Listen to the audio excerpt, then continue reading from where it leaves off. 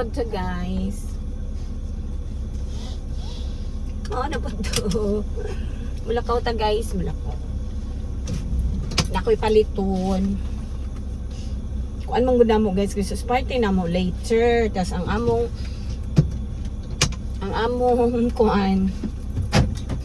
motif is about denim. So, daghan ko'y maong. As in, daghan yun. Di man ako type suoton. So, karon ako'y gusto suoton nga akong sinina. Akong gusto guys. Uy! Si mabangga ta. Akong gusto.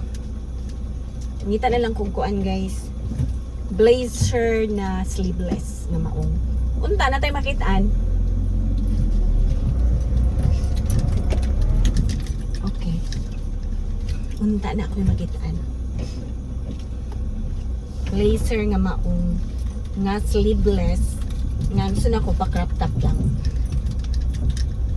Basta maong. Or denim. Okay, let's go.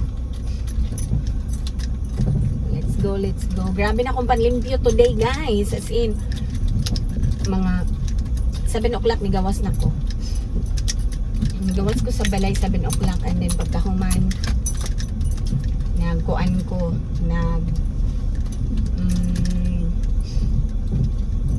naglampas or nagcutting. Gamit na ko grass cutter na manual. Ana lang. Kinaghan kami punuan sa kapayas. Kanang punuan sa kapayas guys. Actually ako ra na siyang mga liso.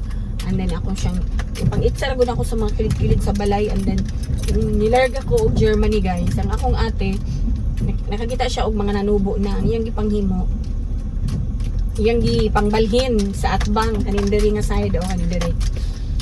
Karon guys, nanubo na napoy akong gibalhin po sa akong kuya. Tungto sa Manila, ni ulit naman siya. Alagi kong Germany. So, ang ilang gipang buhat, ilang gipang tanong sa kilid.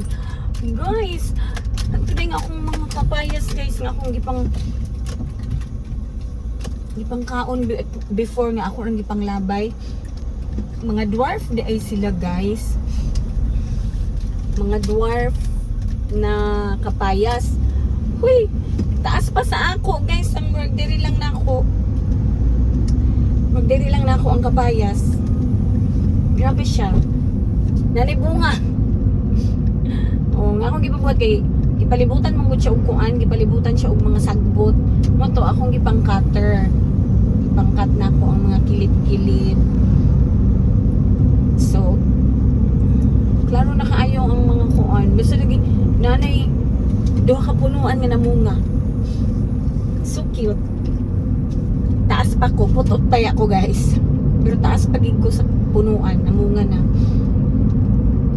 Okay lagi kayo. Ito akong gilimpyuhan ganina ang mga kilid-kilid sa punuan. So, ito. Tapos pagkahuman, ang akong kuan, dingding sa akong balay, sa gawas, akong gipantrapuhan kaya kay mga ipot sa kuan, tiki,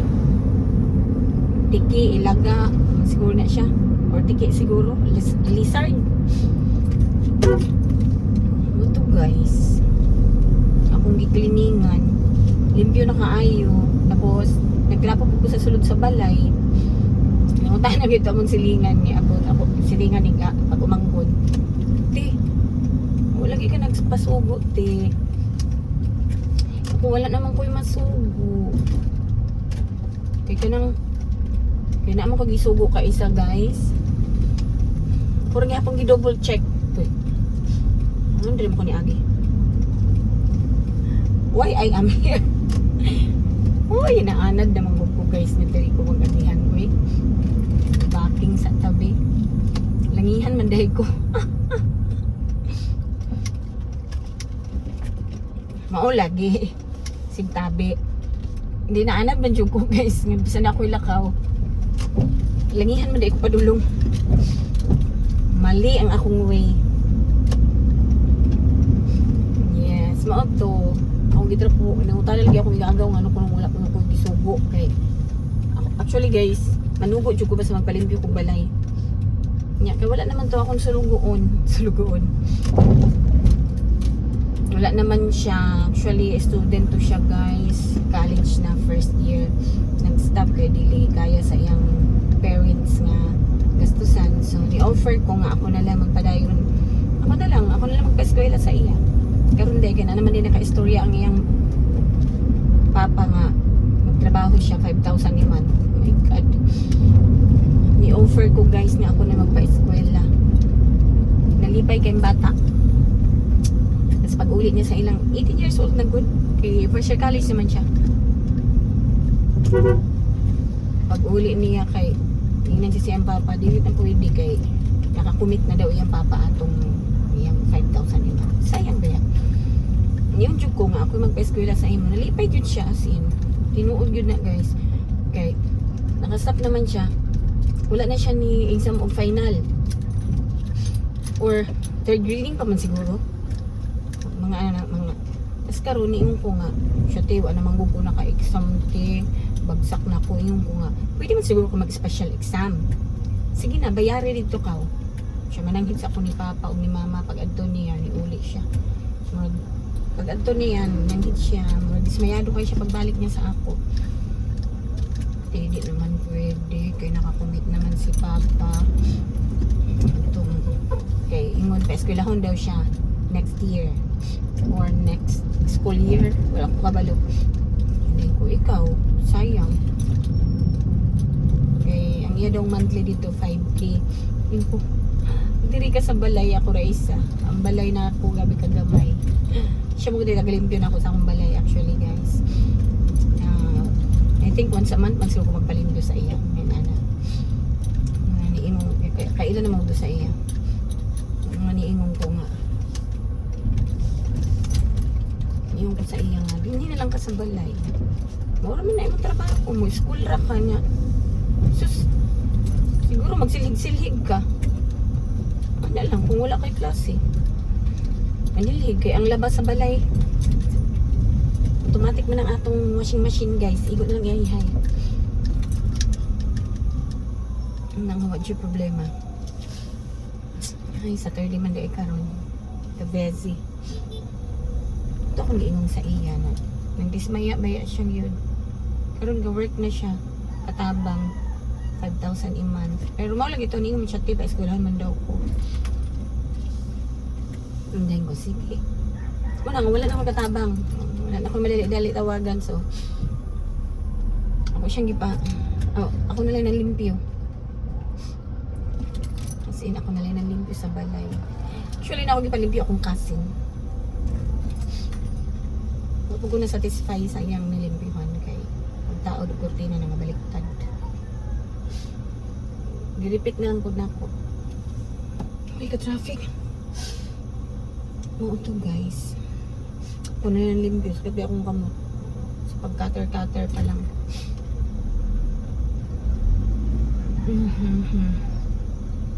So ma-auto guys.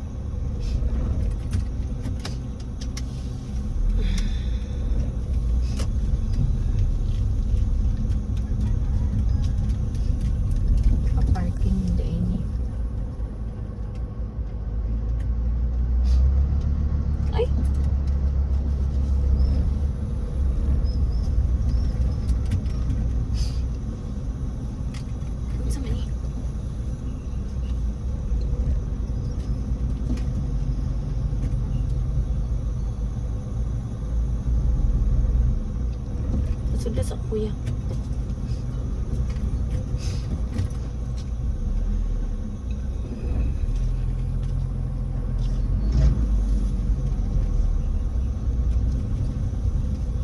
Hello, grabe ka traffic guys.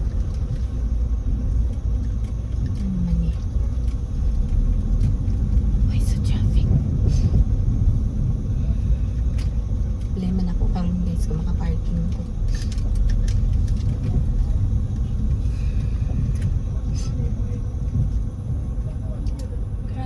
So traffic. Mauto guys. Subiyag gid na ko siya pa eskwela hon unta tong bata sa balay kay namang every time ang good siya guys mo anhi diri sa ay if as akong gerbot guys ba every time mo anhi og Pilipinas siya man yun guys ang among subuon akong suhulan so siya guys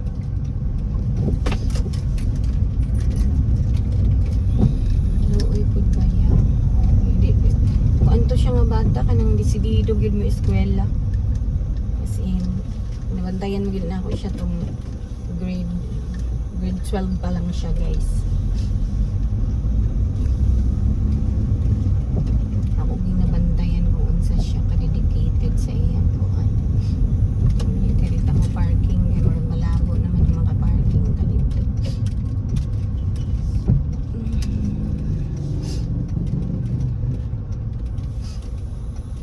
sulod ta diri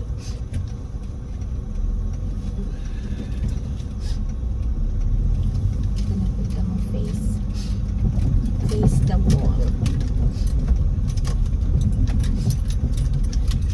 okay guys abot na ko so ganito mong parking smart guys abot na ko bye bye mo